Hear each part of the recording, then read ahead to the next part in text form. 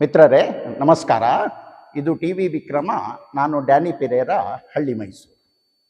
June 11 Bharat ಮಾತೆಯ ಗರ್ಭದಿಂದ ಜನಿಸಿದ ಒಬ್ಬ ಅಪ್ರತಿಮ ವೀರ, ಕವಿ, ಕ್ರಾಂತಿಕಾರಿಯ ಜನ್ಮದಿನ. ಇವತ್ತು ನಾವು ಯಾರ ಬಗ್ಗೆ ಮಾತಾಡ್ತಿದ್ದೇವೆ ಗೊತ್ತಾ? ಬ್ರಿಟಿಷರ ಬಂದೂಕಿನ ಗುಂಡುಗಳಿಗೆ ಹೆದರದೆ ಸಾವಿನ ದವಡೆಯಿಂದ ನಿಂತು ಸರ್ಪರೋಷು ಕೀತಮನ್ನ ಅಬ್ ಹಮಾರೆ ದಿಲ್ ಮೆ ಹೈ, ದೇಖನಾ ಹೈ ಜೋರು ಕಿತನಾ ಬಾಜು ಹೈ ಕಾತಿಲ್ ಮೆ ಹೈ. ಅಂದರೆ ದೇಶಕ್ಕಾಗಿ ಪ್ರಾಣ ತ್ಯಾಗ ಮಾಡಲಿಕ್ಕೆ ನಾವು ಈಗ ಸಂಪೂರ್ಣವಾಗಿ ಸಿದ್ಧರಾಗಿದ್ದೇವೆ. ನಮ್ಮನ್ನು ತಡೆಯೋ ಶತ್ರುವಿನ ಬಳಿ ಎಷ್ಟು ಶಕ್ತಿ ಇದೆ ಅಂತ ಮಾತ್ರ ನಾವೀಗ ತಿಳ್ಕೋಬೇಕಾಗಿದೆ ಅಂತ. ಗಲ್ಲುಗಂಬವನ್ನು ಮದುಮಗನಂತೆ ಅಲಂಕರಿಸಿಕೊಂಡು ಮುಗುಳ್ನಕ್ಕ ಆ ಕ್ರಾಂತಿಯ ಸೂರ್ಯನೇ ಪಂಡಿತ್ ರಾಮ್ ಪ್ರಸಾದ್ ಬಿಸ್ಮಿಲ್. ಮಿತ್ರರೇ, ನಾವಿಂದು ಸ್ವತಂತ್ರ ಭಾರತದಲ್ಲಿ ಉಸಿರಾಡ್ತಾ ಇದ್ದೇವೆ ಅಂದರೆ ಅದಕ್ಕೆ ಕಾರಣ 30 ವರ್ಷದ ಒಬ್ಬ ಯುವಕ ತನ್ನ ತಾಯಿಯ ಮಡಿಲನ್ನು ತೊರೆದು ದೇಶದ ಸ್ವಾತಂತ್ರ್ಯಕ್ಕಾಗಿ ತನ್ನ ಪ್ರಾಣವನ್ನೇ ಹವನ ಮಾಡಿದ ಆ ತ್ಯಾಗದ ಕಥೆ. ಬನ್ನಿ, ಇವತ್ತು ಆ ಕ್ರಾಂತಿಕಾರಿಯ ಬದುಕಿನ ಪುಟಗಳನ್ನು ತೆರೆದು ನೋಡ್ತಕ್ಕಂಥ ಒಂದು ಸಣ್ಣ ಪ್ರಯತ್ನವನ್ನು ಮಾಡೋಣ. 1897 ಜೂನ್ 11 ಉತ್ತರ ಪ್ರದೇಶದ ಶಹಜಾನ್ಪುರದಲ್ಲಿ ರಾಮ್ ಪ್ರಸಾದ್ ಜನಿಸಿದಾಗ ಆ ಬಡ ಕುಟುಂಬದಲ್ಲಿದ್ದದ್ದು ಕೇವಲ ಬಡತನ ಅಲ್ಲ, ಪರಕೀಯರ ಆಡಳಿತದ ಗುಲಾಮಗಿರಿಯ ನೋವು. ಬಾಲ್ಯದಲ್ಲೇ ರಾಮ್ ಪ್ರಸಾದ್ ತುಂಬ ಹಠಮಾರಿ ಮತ್ತು ಧೈರ್ಯಶಾಲಿ. ಇಲ್ಲಿ ನಾವು ನೆನೆಬೇಕಾಗಿರೋದು ಬಿಸ್ಮಿಲ್ ಅವರ ತಾಯಿ ಮೂಲಮತಿ ಅವರನ್ನು. ಭಾರತದ ಇತಿಹಾಸದಲ್ಲಿ ಇಂಥ ವೀರ ತಾಯಿಯನ್ನು ನಾವು ನೋಡೋದು ಬಹಳ ಅಪರೂಪ. ಮಗ ದೇಶ ಸೇವೆಗೆ ಧುಮುಕ್ತೇನೆ ಅಂತ ಹೇಳಿದಾಗ ಅಳ್ತಾ ಮೂಲೆಗೆ ಕೂರ್ತಕ್ಕಂಥ ತಾಯಿ ಆಕೆ ಆಗಿರಲಿಲ್ಲ. ಬದಲಿಗೆ, ಮಗನೇ, ದೇಶಕ್ಕಾಗಿ ನಿನ್ನ ಪ್ರಾಣ ಹೋದರೂ ಚಿಂತೆ ಇಲ್ಲ, ಆದರೆ ಬ್ರಿಟಿಷರ ಮುಂದೆ ಎಂದಿಗೂ ತಲೆ ತಗ್ಗಿಸಬೇಡ ಅಂತ ಹೇಳಿ ಅವನಿಗೆ ವೀರ ತಿಲಕವನ್ನು ಇಟ್ಟು ಕಳಿಸಿದಂಥ ಮಹಾತಾಯಿ ಆಕೆ.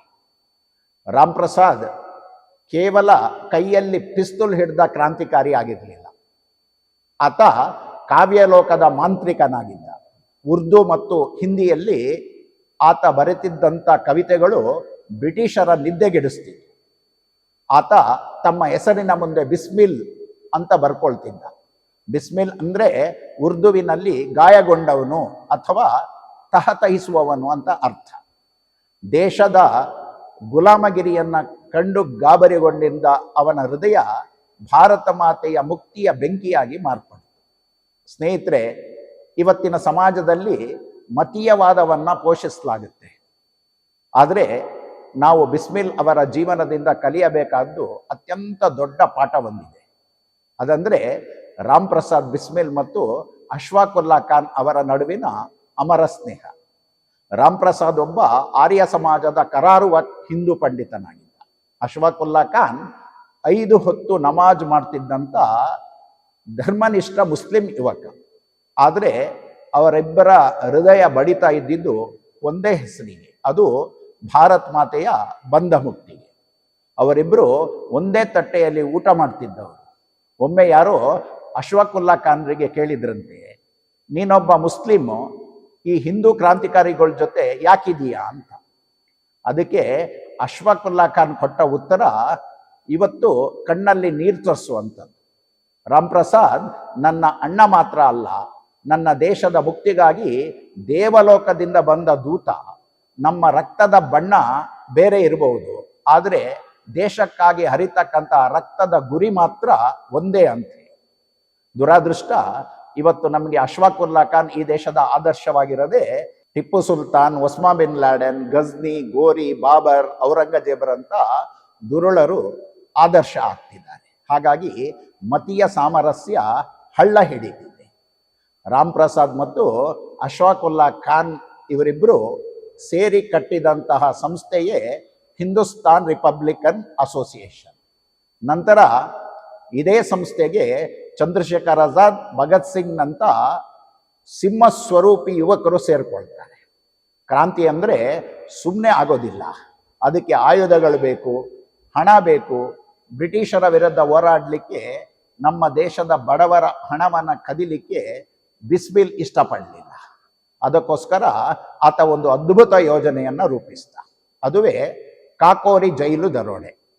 9 ಆಗಸ್ಟ್ 1925 ಬ್ರಿಟಿಷ್ ಸರ್ಕಾರ ಭಾರತೀಯರಿಂದ ಲೂಟಿ ಮಾಡಿದಂಥ ಹಣವನ್ನು ಹೊತ್ತೊಯ್ತಕ್ಕಂಥ ರೈಲನ್ನು ಲಕ್ನೋ ಬಳಿಯ ಕಾಕೋರಿಯಲ್ಲಿ ಬಿಸ್ಮಿಲ್ ಮತ್ತು ಆತನ ಸಂಗಾತಿಗಳು ಅಡ್ಡಗಡ್ತಾರೆ.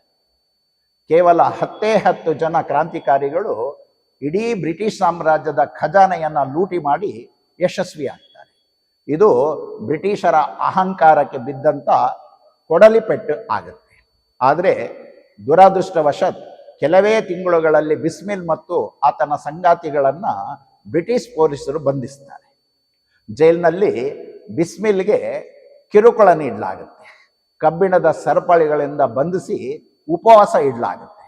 ಆದರೂ ಆ ವೀರನ ಬಾಯಿಯಿಂದ ಒಂದೇ ಒಂದು ರಹಸ್ಯ ಕೂಡ ಹೊರಬರೋದಿಲ್ಲ.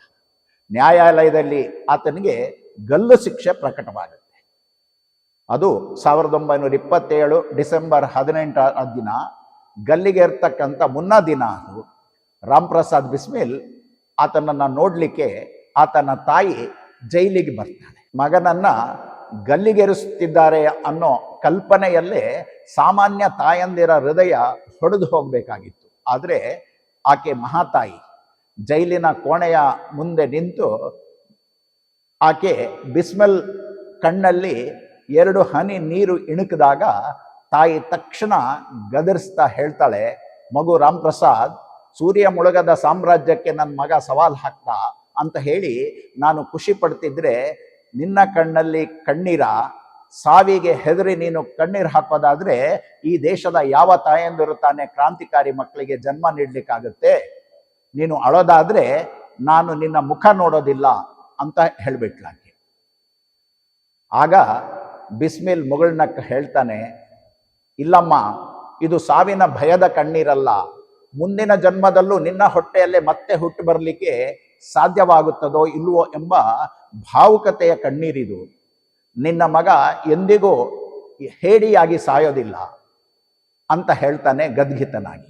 ಮರುದಿನ ಅಂದರೆ 19 ಡಿಸೆಂಬರ್ 1927 ಆ ಮುಂಜಾನೆ ಗೋರಖ್ಪುರ ಜೈಲಿನಲ್ಲಿ ಬಿಸ್ಮಿಲ್ ಆತನನ್ನ ಗಲ್ಲಿನ ಕಂಬದೆಡೆಗೆ ಕೊಂಡೊಯ್ಯಲಾಗುತ್ತೆ.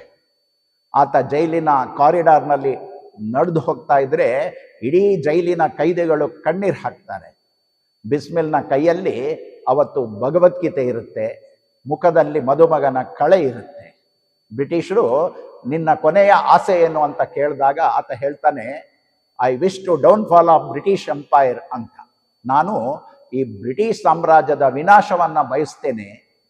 ಗಲ್ಲು ಹಗ್ಗವನ್ನ ಕೈಗೆತ್ತಿಕೊಂಡ ಬಿಸ್ಮಿಲ್ ಅದನ್ನ ಪ್ರೀತಿಯಿಂದ ಚುಂಬಿಸಿ ಆತ ಪ್ರಾರ್ಥಿಸಿದ್ದು, ಹೇ ಭಗವಂತ, ಎಲ್ಲಿವರೆಗೆ ನನ್ನ ದೇಶ ಪರಕೀಯರ ಅಧೀನತೆಯಿಂದ ಮುಕ್ತವಾಗೋದಿಲ್ವೋ ಅಲ್ಲಿವರೆಗೆ ನನಗೆ ಭಾರತ ಮಾತೆಯ ಮಡಿಲಲ್ಲೇ ಮತ್ತೆ ಮತ್ತೆ ಜನ್ಮ ಕೊಡು. ನಾನು ದೇಶಕ್ಕಾಗಿ ಪ್ರಾಣ ತ್ಯಾಗ ಮಾಡುತ್ತಲೇ ಇರ್ತೇನೆ ಅಂತ ಹೇಳ್ತಾ ಕೊನೆಯ ಶಬ್ದವಾಗಿ ಒಂದೇ ಮಾತರಂ ಭಾರತ್ ಮಾತಾ ಕಿ ಜೈ ಎನ್ನುವ ಘೋಷಣೆಯನ್ನ ಮೊಳಗಿಸ್ತಾನೆ. ಆ ಘೋಷಣೆಗಳು ಜೈಲಿನ ಗೋಡೆಗಳನ್ನು ಸೀಳ್ಕೊಂಡು ಆಕಾಶಕ್ಕೆ ಮುಟ್ತವೆ. ಆ 30 ವರ್ಷದ ತರುಣ ಅಂದು ತನ್ನ ದೇಶಕ್ಕೋಸ್ಕರ ಹಸನ್ಮುಖಿಯಾಗಿ ಪ್ರಾಣ ತ್ಯಾಗ ಮಾಡಿದ. ಮಿತ್ರರೇ, ಇಂದು ಪಂಡಿತ್ ರಾಮ್ ಪ್ರಸಾದ್ ಬಿಸ್ಮಿಲ್ ನಮ್ಮೊಂದಿಗಿಲ್ಲ. ಆದರೆ ಆತ ಬಿಟ್ಟು ಹೋಗಿರ್ತಕ್ಕಂಥ ದೇಶ ಪ್ರೇಮದ ಕಿಡಿ ನಮ್ಮೊಳಗಿದೆ. ಬಿಸ್ಮಿಲ್ ಮತ್ತು ಅಶ್ಫಾಕುಲ್ಲಾ ಖಾನ್ ಅವರ ಸ್ನೇಹ ನಮಗೆ ಜಾತಿ ಮತಗಳ ಆಚೆ ದೇಶ ಮೊದಲು ಅನ್ನೋದನ್ನು ಕಲಿಸುತ್ತೆ. ಇಂಥ ವೀರ ಕ್ರಾಂತಿಕಾರಿಗೆ ಆತನ ಜನ್ಮದಿನದ ಹಿನ್ನೆಲೆಯಲ್ಲಿ ಕೋಟಿ ಕೋಟಿ ನಮನಗಳನ್ನು ಸಲ್ಲಿಸೋಣ ಅಂತ ಹೇಳ್ತಾ ಈ ಸಂಚಿಕೆಯನ್ನು ಮುಗಿಸ್ತಾ ಇದ್ದೇನೆ. ಮುಂದೆ ಮತ್ತೊಂದು ವಿಷಯದೊಂದಿಗೆ ಮತ್ತೆ ಭೇಟಿಯಾಗೋಣ. ಜೈ ಹಿಂದ್, ಒಂದೇ ಮಾತರಂ. ಟಿವಿ ವಿಕ್ರಮ, ದೇಶ ನಿಮ್ಮ ಕೈಯಲ್ಲಿ. ಈ ಕಾರ್ಯಕ್ರಮ ನಿಮಗೆ ಇಷ್ಟ ಆಗಿದ್ದಲ್ಲಿ ಲೈಕ್, ಶೇರ್ ಹಾಗೂ ಕಮೆಂಟ್ ಮಾಡಿ. ಟಿವಿ ವಿಕ್ರಮದ ಕಾರ್ಯಕ್ರಮಗಳನ್ನು ನಿರಂತರವಾಗಿ ವೀಕ್ಷಿಸಲು ಸಬ್ಸ್ಕ್ರೈಬ್ ಮಾಡಿ, ಬೆಲ್ ಐಕನ್ ಒತ್ತಿ.